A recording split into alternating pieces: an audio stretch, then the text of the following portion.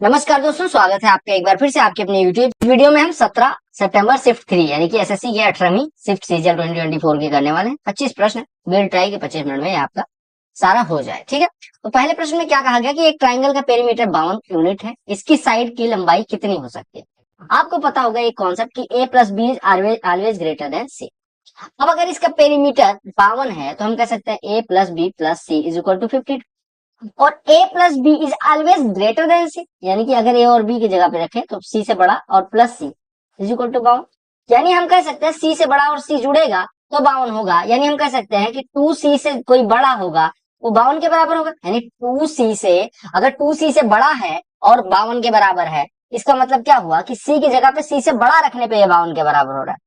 कहने का मतलब 2 इंटू कोई चीज c से बड़ा है फिर 52 के बराबर हो रहा है, यानी कि हम कह सकते हैं 2c इज लेस देन 52, यानी c इज लेस देन 26। तो आपकी कोई भी भुजा होगी वो 26 से छोटी होगी, क्योंकि अगर एक भुजा 26 से बड़ी हो गई तो बाकी दोनों भुजाओं का योग 26 से छोटा 26 हो जाएगा। ये 26 से बड़ी मान लो 26.1 हो गई तो बाकी 25.9 हो जाएगा। और त्रिभुज की किन्हीं दो भुजाओं का योग तीसरी भुजा से छोटा नहीं हो सकता। तो आपने कहा कि अगर हम एक भुजा को 26.1 ले रहे हैं तो बाकी दोनों भुजाओं का योग 26 से छोटा हो जा रहा है। ये कॉन्सेप्ट समझ में आया? ये जो आपको समझ में आया उससे कर सकते हैं। कहा कि येलो मार्बल्स हैं वाई और बी है ब्लू, यानी कि बी नीले हैं और वाई पीले हैं। 18% येलो मार्बल 24% ब्लू मार्बल के साथ ऐड कर दिए गए तो 30 संख्या आती है। कहा कि 3 times the number of yellow marbles exceeds 2 time number of blue marbles by 200। देखिए 3 टाइम्स येलो मार्बल का, येलो कौन सा है, 2 टाइम अगर हम ब्लू मार्बल की संख्या को इसमें से घटाएं तो ये 200 आता है, पहली चीज कहेगी। और 18% येलो मार्बल्स का यानी 18 वाई बाई 100 अगर 24% किसमें 24% ब्लू वाले में जोड़ा जाए तो ये संख्या 30 आती है। तो आपको यहाँ से इन्हीं दोनों इक्वेशन को सॉल्व करके आपको वाई स्क्वायर और बी स्क्वायर का अनुपात यानी वाई स्क्वायर बटे बी स्क्वायर निकालना है, राइट। अब देखो यहाँ से 24 और ये अगर मैं इसको किसी से काटना चाहूँ तो कट सकता, आपने कहा बिल्कुल कट जाएगा। 6 से काटते हैं, 6 तिया 6 चौको और 6 पंचे 30, यानी हम कह सकते हैं कि 3y plus 4b is equal to 500, right. और एक इक्वेशन दिया गया 3y minus 2b is equal to 200। दोनों को घटाएंगे तो 6b इज इक्वल टू 300 यानी b बराबर 50 आ जाएगा और b बराबर 50 हो गया तो y बराबर 100 हो जाएगा। तो आपको क्या निकाला था, y स्क्वायर बटे बी स्क्वायर, तो y बटे बी 2 बटे 1 है तो उसका स्क्वायर 4 बटे 1 हो जाएगा, राइट। अगले प्रश्न में क्या कहा गया, कहा गया below table give shares traded on Hyderabad Mumbai Bengaluru stock exchange. आपको 3 स्टॉक एक्सचेंज दिए गए, हैदराबाद मुंबई एंड बेंगलुरु, और 4 अलग अलग कंपनियों का हाई और लो दिखाया गया। तो कहा गया फॉर कंपनी सी, यानी सी के लिए आपको फोकस करना है। लो रेट ऑफ शेयर जो है वो कम है एवरेज लो रेट पे उस कंपनी के लिए। कौन से शहर में जो लो है वो कम है लो एवरेज से, ठीक है। अब अगर हम सी के लिए बात करें तो सी के लिए लो एवरेज कितना आ रहा है, 175, 180 और 185 का एवरेज जो होगा 175, 180 और 185 का एवरेज कहाँ पे होगा, 180 होगा, क्योंकि 5 का डिफरेंस है तो इसका एवरेज 180। 180 से कम कहाँ का लो है, आपने कहा हैदराबाद का लो जो है 180 से कम, यही पूछा गया। कहा कि एक बैंक 6% इंटरेस्ट डिपोजिटेड अमाउंट पे देता है। बैंक जो है स्टॉक मार्केट में इन्वेस्ट करता है और 30,000 रुपए 3 लाख के लिए, यानी कि 10% वो रिटर्न पाता है। तो कहा गया बैंक जो है फाइनली कितना अर्न कर रहा है अगर कितना रुपया डिपॉजिट किया जाए। आपको एक चीज पता है, आपने कहा कि हमें ये नहीं मतलब कि कितना परसेंट उसे रिटर्न मिल रहा है, हमें ये मतलब है कि 10% तो वो कमा रहा है और गंवा कितना रहा है, 6% वो देना पड़ रहा है कस्टमर को, यानी उसका प्रॉफिट बेसिकली 4% का हो रहा है। तो जितना भी धन आएगा उसका 4% बैंक कमा रहा है। तो अगर इसमें इतना रुपया इन्वेस्ट होगा तो 4% उसका बैंक की कमाई हो जाएगी। अरविंद और चेतन दौड़ना शुरू करते हैं सेम पॉइंट से सेम डायरेक्शन में एक सर्कुलर ट्रैक पे, ये इस तरह से दौड़ना शुरू करते हैं, ठीक है। 210 मीटर का लंबाई है ट्रैक की, कि एक को 180 मीटर लगता है, 180 सेकंड लगता है, दूसरे को 420 सेकंड लगता है। तो कहा कितने टाइम बाद फर्स्ट टाइम स्टार्टिंग पॉइंट पे मिलेंगे। देखो आपने कहा अगर 180 सेकंड इसको लगता है, 420 सेकंड इसको लगता है, तो आप कहेंगे कि अगर पूछे जाए स्टार्टिंग पॉइंट पे कब मिलेंगे तो आप क्या काम करेंगे। आपने कहा 180 सेकंड पे ये मतलब 180 सेकंड इसको लगता है, 420 सेकंड इसको लगता है, तो 180 और 420 का अगर हम एलसीएम ले लें तो यही आपका आ जाएगा कि कितने सेकंड समय बाद मिलेंगे।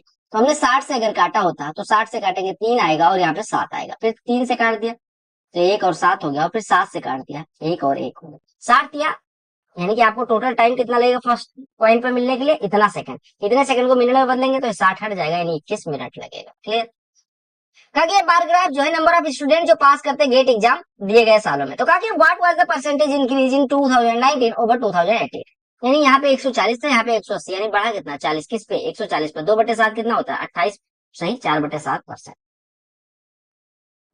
कॉसेक एक्स दिया गया तो आपको इसकी वैल्यू पूछेगी। देखो कॉसेक एक्स अगर 5/4 है तो आपने कहा अगर ये एक्स हो तो ये 5 है, ये 4 है, तो ये 3 हो जाएगा। तो 5 साइन स्क्वायर एक्स यानी 5 इंटू 4/5 का स्क्वायर यानी 16/25 प्लस 8 कॉट स्क्वायर एक्स यानी 8 गुणे कितना हो जाएगा 9/16 बटे 27 ten square x, ten square cot square x 9/16 तो ये 16/9 और minus 125 cos square x, cos square x कितना हो जाएगा देखो 3/5 का स्क्वायर यानी कि 9/25, राइट। अब इसको सॉल्व कर लेते हैं, सॉल्व कर लो। तो 5 से 1 घटा 5 हुआ, 8 से 1 घटा 2 हुआ, ये घटा 3 हुआ और 25 से 1 घटा 5 हुआ। 16 3 48 माइनस 20 तो नीचे तो 28 बचेगा, ऊपर 16/5 प्लस 9/2 तो 16/5 प्लस 9/2 32 और 45 67/10, ठीक है यही तो हुआ। अरे 16 32 और 45, 32 और 45 कितना होता है 32 और 45 77 हुआ ना, 77, ठीक है। यानी कि आपका हुआ 77/280। आपने कहा ये क्या हो गया, मैंने कहा कुछ नहीं हुआ। आप देखो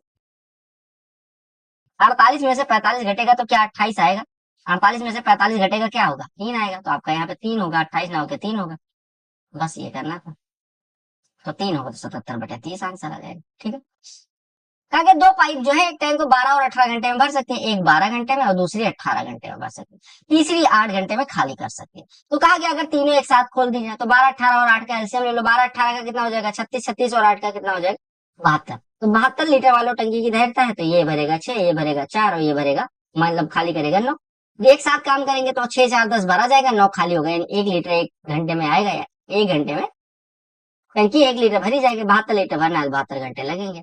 कहा एक ट्राइंगल में लेंथ ऑफ टू साइड्स आ जितना, तो कहा how many possible integer values of x. तो आपको पता है कोई भी भुजा होगी वो दो भुजाओं के योग से छोटी होगी, यानी 18 से छोटी होगी और 12 माइनस 6 से बड़ी होगी। अब 6 से लेकर 18 के बीच में कितने इंटीजर है, आप कहेंगे 7 8 9 10 11 12 13 14 15 16 17, तो 7 से 17 तक कितनी संख्या हो जाएगी 11। लेंथ ऑफ लॉन्गेस्ट डायगोनल निकालना है क्यूबिकल बॉक्स के। लॉन्गेस्ट डायगोनल क्या होता है अंडर रूट में l square plus b square plus h square. यहाँ पे एलबीएच की वैल्यू पता है आपको, अंडर रूट में 1.2 का स्क्वायर प्लस 1.3 का स्क्वायर प्लस 1.5 का स्क्वायर, तो आपका कितना हो जाएगा, ये आप कहेंगे 1.44 1.69 2.25। 4 9 13 5, 4 9 13 और 5 18 के 8 हासिल है 1, 4 1 5 6 11 2 13 के 3 हासिल है 1 और ये कितना हो गया 5 5.38।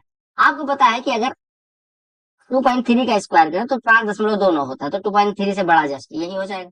Sine theta plus cos theta इतना दिया गया, तो हम यहाँ से कह सकते हैं साइन थीटा बराबर √3 - 1 इंटू कॉस थीटा, राइट। तो हम कॉस साइन थीटा को इधर भेज दें तो आपका कितना हो जाएगा cos थीटा बटे साइन थीटा बराबर 1/√3 - 1, √3 + 1 से ऊपर नीचे गुणा कर लोगे तो √3 + 1 ऊपर और नीचे √3 का स्क्वायर - 1 का स्क्वायर नीचे 2। पी की लार्जेस्ट पी की वैल्यू क्या होगी ताकि ये संख्या 11 से डिविजिबल हो। आपको संख्या क्या दी गई 6954 पी। अगर 11 से डिविजिबल होना है तो आपको क्या पता है अल्टरनेट डिजिट का सम यानी कि 11 प्लस पी और इधर कितना बचेगा 13। इसका डिफरेंस जो होना चाहिए वो 0 या 11 के टेबल का होना चाहिए, यानी अगर हम यहाँ से घटाए तो p - 2 बराबर अगर 0 है तो p बराबर कितना हो जाएगा 2। 42 लीटर मिल्क 42 लीटर 25 वाला भाव वाला और 28 लीटर 40 भाव वाला मिलाया गया तो आपको एवरेज प्राइस बता दें। देखो 25 वाला उठाया गया और 40 वाला भी उठाया गया। हमने कितने अनुपात में मिला है, ये 42 लिया या 28 लिया, 14 दूना 28 14 तिया 42। हमने कहा कुछ भी भूल जाओ, आप इन दोनों का डिफरेंस लो तो ये कितना हो गया 40 में 25 15 और दोनों रेशियो जोड़ दो तो आपने कहा रेशियो जोड़ के 5 हो गया, 5 रेशियो बराबर 15 लीटर। 5 रेशियो जो है वो एक्चुअल में 15 लीटर के बराबर, 5 रेशियो जो है 15 लीटर के अगर बराबर तो एक रेशियो बराबर कितना हो जाएगा 3। यहाँ पे 3 रेशियो बनाएंगे 9 और 2 रेशियो बनाएंगे 6। तो 25 में किसी चीज में से 25 घटाया जाता है तो 6 आता है तो 31, यहाँ 40 में से कुछ घटाया जाता है तो 9 आता है तो 31 हो जाएगा। कहा एक सर्कुलर आर्क है जो 15 डिग्री का कोण बनाता है सेंटर पे, कहा गया रेडियस अगर इतनी है तो पेरीमीटर बताना है। आपको बताना है कि अगर थीटा कोण बनाए तो थीटा अपॉन 360 इंटू 2πr आपको बताना है कि पेरीमीटर होता है। लेकिन आपको पता है कि पेरीमीटर जब निकालना होता है तो आर्क जो होता है ये इस तरह से होता है, ठीक है। एक मिनट एक सर्कल बना देता हूँ पहले, ये वाला सर्कल है, ये कोई आर्क है, ठीक है। आर्क का पेरीमीटर, आर्क की लंबाई अगर केवल पूछी गई होती तो आप कहते हैं इतना, लेकिन आर्क की लंबाई नहीं सेक्टर का पेरीमीटर पूछा गया तो सेक्टर का पेरीमीटर निकालने के लिए आप कहेंगे r 2r इसमें और ऐड कर दे, यानी आपका ओवरऑल हो जाएगा 2r। तो हमने कहा 2r कॉमन ले लिया तो ये कितना बचा थीटा अपॉन 360 यानी कि 15/360 यानी 1/24 इंटू पाई और प्लस 1, यही आपका आंसर हो जाएगा। तो 2 आ रहा है यानी कि 28 इंटू ये कितना हो जाएगा, पाई बटे 24 यानी कि 11/84। अरे 22/7 गुणा 1/24 और धन 1, यानी आपका कितना हो गया, 28 से गुणा कर दो तो 11/3 प्लस 28, तो 28 और 4 32 से थोड़ा कम होगा यानी कि 31.66 आपका आंसर हो जाएगा। ये जो टेबल है वो एक्सपेंडिचर दिखाती है कंपनी का अलग अलग हेड पे, ताकि what was average expenditure on transport per year, factory को जो ट्रांसपोर्ट पे खर्चा किया उसका एवरेज क्या था।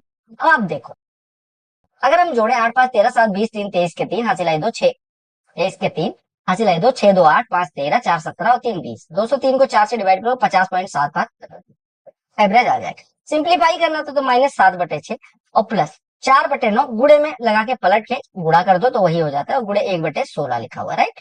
4 से 16 काटोगे 4 हो जाएगा, 3 से 9 कटेगा 3 हो जाएगा, -7/6 और प्लस 1/3 5 15 चौको 7, तो यहाँ पे 10 से गुणा मतलब 10 से गुणा कर लो, -70 प्लस 1/60 यानी कि -69/60 यानी -23/20 हो जाएगा। ये जो टेबल है वो सेल्स ऑफ मोटर बाइक्स अलग अलग सालों में 4 मैन्युफैक्चरर द्वारा बनाई गई बताता है।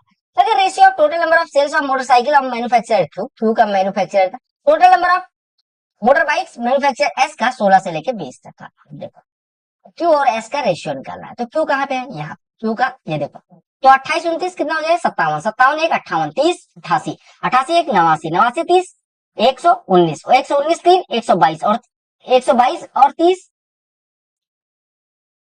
122 और 30 122 और 30 152, ठीक है। अगर हम इसका निकालें तो ये कितना हो जाएगा, एस का, एस अगर देखो 400 400 800 820 1220 1250 1650 1690 2090 और ये 2140, हमने सही किया। यहाँ पे ये 152 के बाद जीरो आएगा, ठीक है। अब ये जीरो कट गया, आपने काटा 2 से तो ये आपका आ गया 107, ये काटा 76 हो गया, ठीक है। हाउ मेनी इयर्स, 7200 रुपए 8928 हो जाएगा 8 के रेट से। अब देखो ऐसे 7200 रुपए 8928 हो रहा है तो 1728 का ब्याज मिल रहा है, 1728 सिंपल इंटरेस्ट बराबर मूलधन गुणे दर और गुणे समय बटे 100, तो 100 इधर आ जाएगा, 1020 1020 कट गया। अब आप देखो काटो इसको, कितना 12 छके 72, 12 से कटेगा 144, 6 8 48 144 यानी 3 साल में हो जाएगा। अगला प्रश्न देखिएगा, कहा गया ट्राइंगल एबीसी में डी मिड पॉइंट है बीसी का। देखो ये आपका ट्राइंगल एबीसी है, ए बी सी, ठीक है। कहा कि डी मिड पॉइंट है, डी मिड पॉइंट है। कहा कि डी से इस पे परपेंडिकुलर ड्रा किया गया उसका नाम डीएल कर दिया गया, इससे परपेंडिकुलर इधर ड्रा किया गया उसका नाम डीएम कर दिया गया, और दोनों परपेंडिकुलर और दोनों आपस में डीएल बराबर डीएम, डीएल बराबर डीएम है। तो आपको ट्राइंगल बताना है कैसा होगा। आपको हमेशा पता होना चाहिए कि अगर मिड पॉइंट से दो परपेंडिकुलर ड्रा किया जाए उनकी लंबाई बराबर हो, यानी कि जिस भुजा के मध्य बिंदु से बाकी दोनों भुजा, अगर किसी त्रिभुज में किसी भुजा के मध्य बिंदु से बाकी दोनों भुजाओं पे लंब ड्रा किए जाते हैं वो आपस में बराबर है तो वो आइसोसेलेस ट्राइंगल होगा, यानी कि ये भुजा इस भुजा के बराबर होंगे। ये आप फॉर्मूला याद रखना, अदरवाइज स्टार बैच ट्रिगो की क्लास देख लेना, ट्राइंगल की क्लास देख लेना एडवांस में, ये आपको मिल जाएगा, ठीक है। कैसे होगा, आपको आइसोसेलेस थोड़ा सा प्रूव करना पड़ेगा, थोड़ा सा एंगल बराबर होगा और उसके बाद में आपका राइट एंगल मिल जाएगा, आइसोसेलेस ट्राइंगल मिल जाएगा। मार्केट प्राइस एक टीवी का इतना है, अगर दो डिस्काउंट 20% 5% के मिले। अच्छा एक चीज ये है, ये याद रखना क्या होता है कि अगर मिड पॉइंट से बाकी दोनों भुजाओं पे परपेंडिकुलर ड्रा किया गया और उनकी लंबाई बराबर है तो ऐसा ट्राइंगल जो होगा वो क्या होगा, आइसोसेलेस होगा। कौन सी दोनों भुजाएं बराबर होंगी, जिन दोनों पे भुजा 1 और भुजा 2 जिन पे परपेंडिकुलर ड्रा किया गया। देखिए मार्केट प्राइस एक टीवी का 18,500, दो डिस्काउंट 20% 5%, 20% और 5% का डिस्काउंट मतलब क्या हुआ, 18,500 की कोई चीज थी, 20% का डिस्काउंट देंगे तो 4/5 में, फिर 5% का डिस्काउंट देंगे तो कितने की बिकेगी, 19/20 की। 19 5 गुणे 20 ये दोनों जीरो हट गए, 5 चौको 20 9 यानी कि यूनिट डिजिट जीरो हो गया। अब आपको 5 चौको 20 दो यूनिट डिजिट 2 9 18 यूनिट डिजिट 8 मिलना चाहिए, देखते हैं एक बार मिल रहा है नहीं मिल रहा है। आपने कहा कितना बचा, 185 और गुणे 4 और गुणे 19, ठीक है। 185 गुणे 4 कितना हो गया, 740 हो गया, 740 गुणे 19 करना है तो 0 19 चौको 76 यूनिट डिजिट 6 होना चाहिए, ठीक है। अच्छा ये भी हो सकता है 15,060 तो गुणा ही कर लेते हैं, 19 7 133 और 7 140 हो जाएगा। tan ए बराबर 3/5 cos ए कितना होगा, ये देखो ये ए है, ये 3/5 है, ये देखो 3, ये कितना है 5, तो ये कितना हो जाएगा अंडर रूट में 34। अगला प्रश्न आपके सीजीएल का एग्जाम का बहुत बढ़िया प्रश्न था, कुछ लोगों ने गलत भी खारिज किया। क्या था प्रश्न में कि एक फंक्शन है दो वेरिएबल के साथ डायरेक्टली, मतलब एक्स के साथ डायरेक्टली और वाई के साथ इनवर्सली वेरी करता है। कहा गया दो एक्स बराबर 5 हो वाई बराबर 3 हो तो आपको वैल्यू निकालनी है फंक्शन की एक सेट ऑफ वैल्यू दिया गया कि x बराबर 0 y बराबर 1 है तो फंक्शन की वैल्यू 15 है, और दूसरी सेट ऑफ वैल्यू दी गई कि x बराबर 1 है y बराबर 15 है तो फंक्शन की वैल्यू 2। देखो सबसे पहले समझते हैं कि f अगर x के डायरेक्टली प्रोपोर्शनल है तो f directly proportional to h लिख सकते हैं, और वही फंक्शन y के इनवर्सली प्रोपोर्शनल है तो हम ऐसा लिख सकते हैं। अगर हम इसको हटाना चाहें तो कांस्टेंट टर्म आएगा, तो मैं ऐसा लिख लेता हूँ कि f बराबर k1x प्लस k2 बटे y।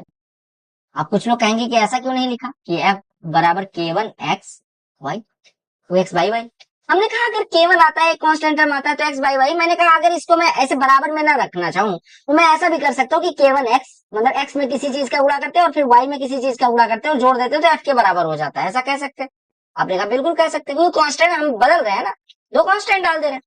तो आपने कहा पहले सेट ऑफ वैल्यू के लिए अगर x बराबर 0 है y बराबर 1 है तो f बराबर 15 है, f बराबर 15 है। अगर x बराबर 0 तो ये term 0 plus k2 by Y यानी कि k2 की वैल्यू k2 बटे 1 यानी हमारा k2 बराबर यहाँ से 15 मिल गया, राइट।